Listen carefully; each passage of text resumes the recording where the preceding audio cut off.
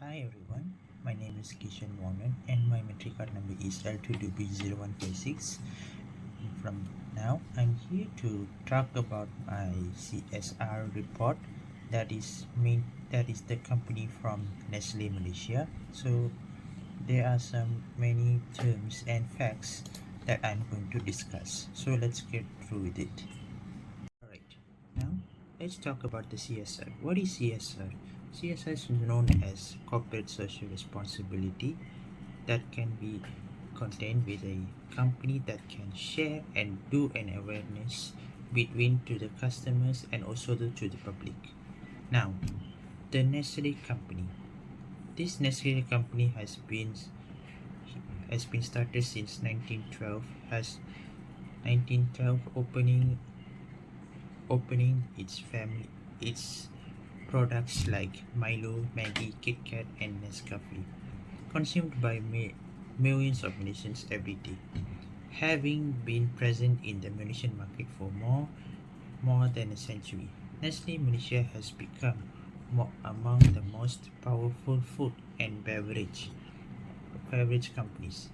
Now, especially in the 21st century, when customers, governments, and communities ask for transparency, accountability, and sustainability for the companies, CSR has become a critical component of a current business operations. CSR is also about corporate projects to enhance corporate projects mean to enhance society and the environment while still running the ethical business activities. Now, let's move on to the corporate social responsibilities activities. What are the terms and facts? Now, let's talk about the CSR's activities and the reasons from the Nestle company. There are five of it. First one is environmental sustainability. Second is community development. Third is employee welfare. And number four is ethical supply chain. And the final one will be the consumer and health nutrition.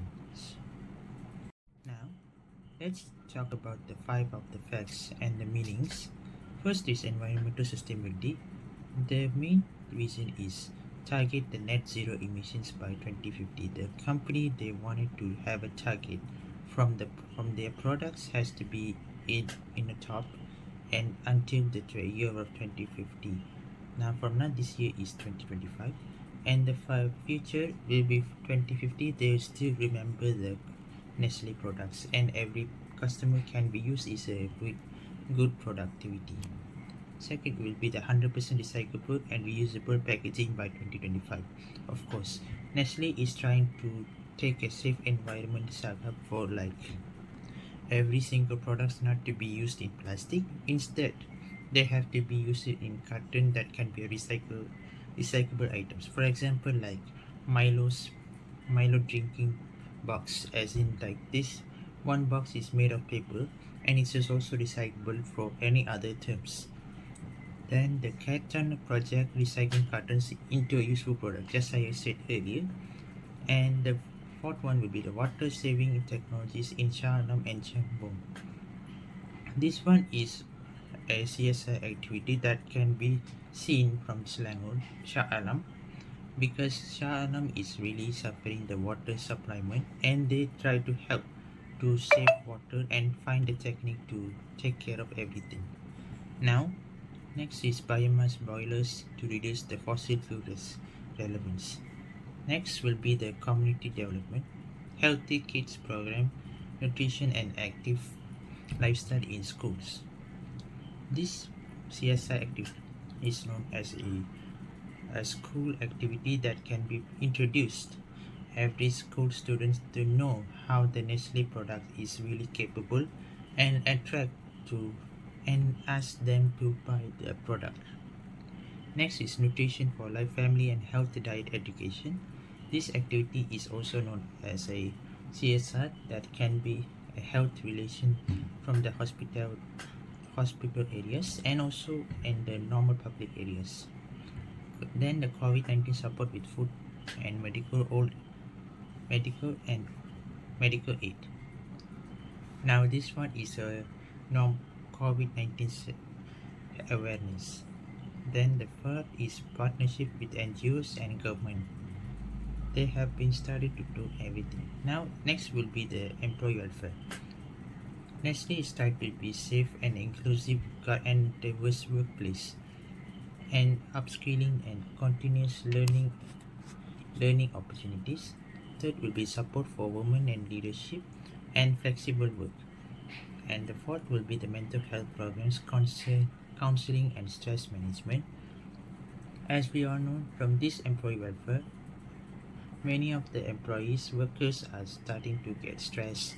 They can be having any comfort zone. They don't have any comfort zone while they're doing a work, but Nestle tries to find a way to reduce the comfort zone, and also they try to manage it, to follow it. Next will be the ethical and sourcing supply chain. Sourcing the cocoa, palm oil, coffee responsibly. Member of the RSPO for sustainable palm oil. Then the Nescafe plan support farmers with the sustainable farming. Then the traceability systems to ensure the ethical sourcing. Next would be the final one would be the consumer and health nutrition, reforming the products less sugar, salt and fat, transparent labeling with a clear nutrition info, campaigns promoting a healthy diet and portion control. As you see, this part of the CSR is known as many people are suffering the obesity, and also the obesity, then they also try to reduce with it by using their products as in a less sugar and every single, because Nestle items is normally in a high sugar level, but they try to reduce it to save the people by not having any diabetes or obesities. Moving on for the next is analysis of CSR strengths. Comprehensive multidimensional and comprehensive multidimensional CSR strategy. This one is known as one of the Malaysia's corporate social responsibilities is inclusive approach. The company tackles the several aspects of responsibility, including the ethical sourcing, employee welfare, environmental preservation, and also the community health. This multidimensional approach guarantees that the Nestle CSR is not symbolic but also being integrated into a corporate strategy. Furthermore, increasing its credibility and worldwide relevance is the way Malaysia's CSR objectives coincide with the United Nations Sustainable Development Goals. Next will be the aligned with the UN Sustainable Development Goals. This one I already mentioned. Next will be the large-scale impactful programs. This one will be known as the organization's capacity. This is, for example, the Healthy Kids program, for instance, has touched thousands of school children throughout the country. The Careton project has not only cut packaging trash but also helped the impoverished areas. These projects show the Nestle's ability to use the innovation and the alliance to have the significant social effects. And the final one will be the stronger reputation and consumer trust. Nestle Malaysia had obstacles and detractors as well. Environmental organization has expressed worries about the company's reliance on plastic packaging, which keeps adding on the pollution in spite of recycling campaigns. Although the Nestle's goal of 100% recyclable packaging is by 2025 is commendable, real results have been slower than they anticipated, therefore raising doubts on its particularly. Moving up next will be the analysis CSR facts, and now we talked about the strengths, and now let's talk about the weaknesses and criticisms. The weaknesses are the plastic waste continues to be a challenge because basically people nowadays are still using plastic items to throw every single places, and everywhere can be spread in the rivers, park areas, and also in the trash can be full of plastic items. Next will be the supply chain transparency, especially palm oil. Basically, palm oil is just a limited access, not even an unlimited access for every single place. Even if every company, if the whole Malaysia has a whole palm oil, there can be a limited unlimited access to gain every products Nestle products, because basically Nestle is the only company still gaining on the palm oil sources. Next will be the slow progress toward 100% recyclable packaging. Of course, main the reason is that recyclable items, the people are still not influenced with the recyclable items based on the plastic. They are under influenced, and they're still using the same plastic items that cannot be a recyclable way. But maybe in future they can be faced with the recyclable items. Next will be the competitors sometimes outperform in sustainability. Not as is, of course. This Nestle company is not the only company that doing the CSR, but other companies as can be doing other CSR programs that can affect the Nestle's ideas, and also they can declare that every single CSR programs cannot be trusted. Moving on to the next part is the proposed CSR strategies for Nestle Malaysia to strengthen its CSR performance. The first one will be the fortifying the plastic circular economy. Although Nestle has started circular recycling initiatives, it has to increase the initiative to encompass more communities across the country. Working with schools, recycling firms, and municipal governments might greatly increase recycling rates. Moreover, Nestle could make investments in biodegradable or edible packaging ideas, thus establishing a fair standard in the Malaysian food sector. Next will be improving the palm oil supply chain transparency. To increase the openness and traceability in its palm oil supply chain, Nestle should blockchain technology, giving stakeholders real-time information on sourcing the company guarantee that its palm oil is morally environmentally graded. This would also assist in resolving objections by environmental organizations and NGO. Next will be the digital awareness for nutrition education.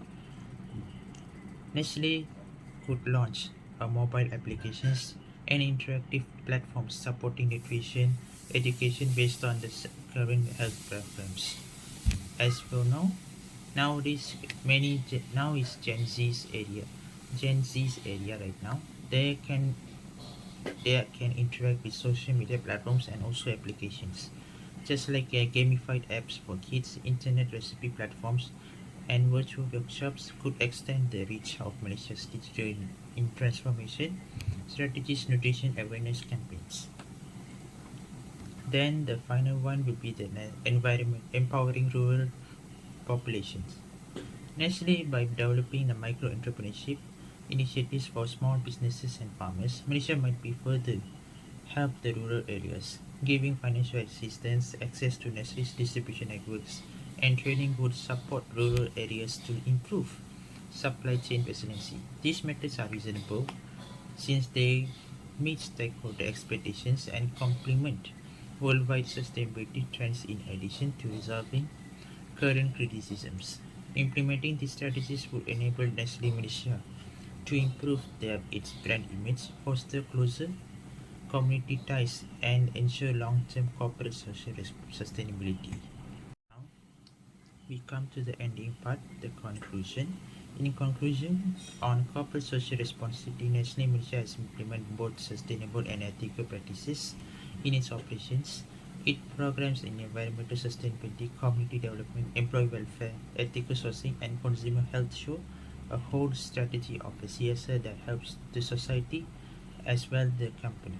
Although Nestle Malaysia has made a great headway packaging waste, supply chain openness, and the changing consumer expectations are among the issues still outstanding. Solving these problems are called creative ideas, increased openness, and closer cooperation with the stakeholders. The suggested plans include improving the circular economy for plastic using blockchain, for palm oil traceability, using digital platforms for nutrition education, empowering the rural communities to provide the real evidence for real Nestle measure to improve the CSR's performance. These projects will help a company's long-term sustainability and competitive edge as the world, well as a boost public confidence. So that's all for my CSR Nestle report. So I hope you all can understand how the CSR strategies can be made and can be found to do this kind of strategies as a corporate communicator. As a corporate communicator for myself, I can able to understand and also can be followed these kind of strategies to for the CSR in upcoming events. If I want it, I can do it. So that's all for today. Thank you so much.